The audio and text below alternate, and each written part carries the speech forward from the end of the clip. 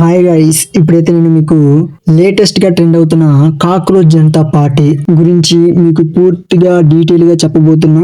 ఈ పార్టీ ఎక్కడ స్టార్ట్ అయింది, ఎలా స్టార్ట్ అయింది, ఎప్పుడు స్టార్ట్ అయింది, అసలు ఈ పార్టీని ఎవరు క్రియేట్ చేశారు అనే విషయాలపై నేను పూర్తి వివరణ ఇస్తాను. సో లేట్ చేయకుండా వీడియోలోకి వెళ్లే ముందు మన ఛానల్ ని ఇంకా సబ్స్క్రైబ్ చేసుకోకపోతే ప్లీజ్ సబ్స్క్రైబ్ చేసుకోండి, అలాగే బెల్ ఐకాన్ ఆన్ చేసుకోండి. Okay, welcome to my Nandigan deep thinking YouTube channel.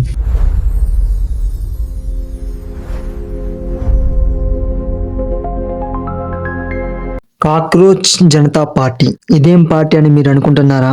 ఈ పార్టీ అనేది కేవలం సోషల్ మీడియా ద్వారా ఏర్పాటైంది. ఈ కాక్రోచ్ జనతా పార్టీ గురించి మనం ఇప్పుడు వివరంగా తెలుసుకుందాం. ముందు ఈ పార్టీ స్టార్ట్ చేసింది ఎవరో ఇప్పుడు తెలుసుకుందాం. అభిజిత్ దీప్కి అనే ఒక 30 సంవత్సరాలు ఉన్న వ్యక్తి ఈ పార్టీని పెట్టడం జరిగింది. ఇతను అమెరికాలో పబ్లిక్ రిలేషన్స్ లో ఎంఎస్ చేస్తున్నాడు. ఇతను ఏం చేశాడంటే కాక్రోచ్ జనతా పార్టీ అనే పార్టీని ఏర్పాటు చేస్తున్నట్లు గూగుల్ ఫామ్ తో ట్విట్టర్ లో పోస్ట్ చేశాడు. ఇది ఏర్పాటు చేసిన కొన్ని గంటల్లోనే 5000 ఫాలోవర్స్ అనేది రావడం జరిగింది. అసలు ఎందుకు ఈ పార్టీకి ఇంత క్రేజ్ వచ్చిందంటే, ఈ పార్టీ అనేది యూత్ కోసం ప్రత్యేకంగా పుట్టుకొచ్చింది. అసలు ముందు ఈ పార్టీ ఎందుకు, ఈ అభిజిత్ దీప్కి అనే వ్యక్తి ఎందుకు పెట్టాల్సిన అవసరం వచ్చిందంటే, 2026 మే 15న నకిలీ డిగ్రీలకు సంబంధించిన ఓ కేసు విచారణ సందర్భంగా యువతను ఉద్దేశించి సుప్రీంకోర్టు ప్రధాన న్యాయమూర్తి జస్టిస్ సూర్యకాంత్ ఏమన్నారంటే, ఉద్యోగాలు లేని యువత బొద్దింక లాంటి వాళ్ళు, వారు సమాజానికి భారం.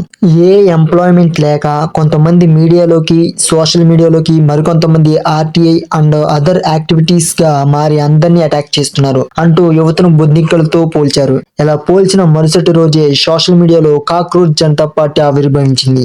అవును, మేము బొద్దింకలమే అని కాక్రోచ్ జనతా పార్టీ పేరును అభిజిత్ దీప్కే ట్విట్టర్ లో వ్యంగ్యంగా ప్రకటించారు. ఈ పార్టీ యువత కోసం ఆవిర్భవించిన పార్టీ అని తెలిపారు. వ్యవస్థలు లెక్క చేయడానికి ఇష్టపడని ప్రజల కోసం పుట్టిన పార్టీ అని ట్యాగ్ లైన్ పెట్టారు.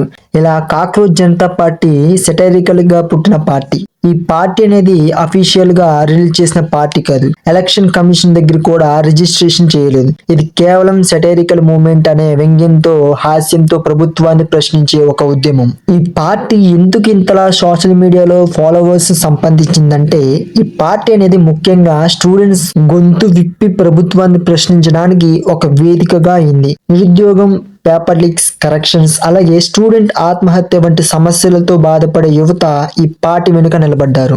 అయితే ఈ సోషల్ మీడియా పార్టీలో జాయిన్ అవ్వడానికి అర్హతలు ఏముండాలో తెలుసా? అన్ఎంప్లాయిడ్ అయి ఉండాలి, అలాగే లేజీ అయి ఉండాలి, ఎప్పుడు ఆన్లైన్ లో ర్యాండమ్ గా స్క్రీన్ స్క్రోల్ చేస్తూ, అలాగే ప్రొఫెషన్ వేలో విమర్శించాలి. అంటే ఏ విషయంలోనైనా లాజికల్ గా ప్రశ్నించాలి. అయితే ముఖ్యంగా ఈ పార్టీకి 5 మేనిఫెస్టోస్ ఉన్నాయి. అందులో మొదటిది ఏంటంటే, no chief justice shall be granted a Rajya Sabha seat as a post retirement reward. అంటే ఏంటంటే, ఏ ప్రధాన న్యాయమూర్తికి తన రిటైర్మెంట్ తర్వాత బహుమతిగా రాజ్యసభ సీట్ ను ప్రదానం చేయరాదు అని అర్థం. అలాగే సెకండ్ వచ్చేసి, if any legitimate vote is deleted, the chief election commissioner shall be arrested under the unlawful activities act, as taking away voting rights is no less than terrorism. అంటే ఏంటంటే, ఏదైనా చట్టబద్ధమైన ఓటును తొలగిస్తే ప్రధాన ఎన్నికల కమిషనర్ను చట్టవిరుద్ధ కార్యకలాపాల చట్టం కింద అరెస్ట్ చేయాలి. ఎందుకంటే ఓటు హక్కును హరించడం ఉగ్రవాదం కంటే తక్కువ కాదు అని అర్థం. అలాగే థర్డ్ మేనిఫెస్టో ఏంటంటే, women shall receive 50% reservation without increasing the strength of parliament. 50% of all cabinet positions shall be reserved for women. అంటే పార్లమెంట్ సభ్యుల సంఖ్యను పెంచకుండానే మహిళలకు 50% రిజర్వేషన్ కల్పించాలి. క్యాబినెట్ లోని అన్ని పదవులలో 50% మహిళలకు రిజర్వేషన్ చేయాలి అని అర్థం. ఎందుకంటే మహిళలకు నారీశక్తి నందన్ అధినియమే చట్టం క్రింద 33% సీట్లను రిజర్వేషన్ చేస్తూ చట్టం చేయబడింది. అందుకు 33% కాదు, దాన్ని 50% మార్చాలి అని ఈ పార్టీ అంటుంది. అలాగే లాస్ట్ 5th ఏంటంటే, any member of the legislative assembly or member of parliament who defects from one party to another shall be bad from contesting elections and holding public office for 20 years.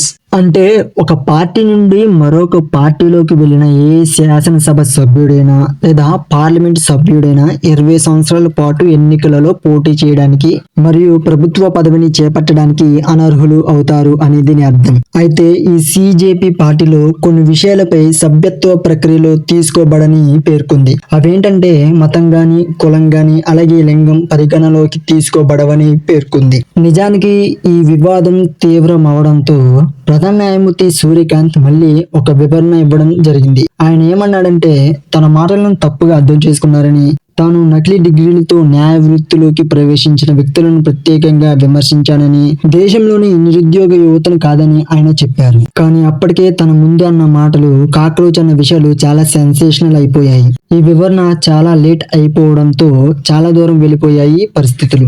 ఈ సిజేపీ స్థాపించిన అభిజిత్ దీప్కే ఈ party గురించి ఒక వివరణ కూడా చేశాడు. సాధారణంగా ఈ కాక్రోచ్లు అనేవి ఎక్కడుంటాయి? చెత్తా చెదారంలోనే ఉంటాయి. ఈ కాక్రోచ్లు అనేవి లేకుంటే దేశంలో చెత్తా చెదారం అనేది పెరిగిపోతుంది. అదే విధంగా దేశంలోని అన్ని వ్యవస్థల్లోనూ చెత్తా చెదారం లాంటివి పెరిగిపోతున్నాయి. కాబట్టి ఈ చెత్తలో నుండే మా లాంటి కాక్రోచ్ పుట్టి వాటిని అణిచివేస్తాయి అంటూ ఈ పార్టీ యొక్క ఉద్దేశం చెప్పాడు.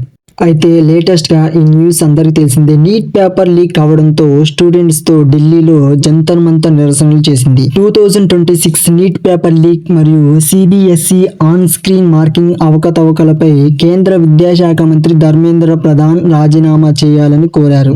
ఈ నీట్ ఎగ్జామ్ పేపర్ లీక్ వివాదం విద్యార్థులు, యువత చేపట్టిన నిరసనల నేపథ్యంలో జూలై 25, 2026 తన రాజీనామా లేఖను ప్రధాని నరేంద్ర మోదీకి సమర్పించారు. మొత్తానికి ధర్మేంద్ర ప్రధాన్ రాజీనామా చేశారు.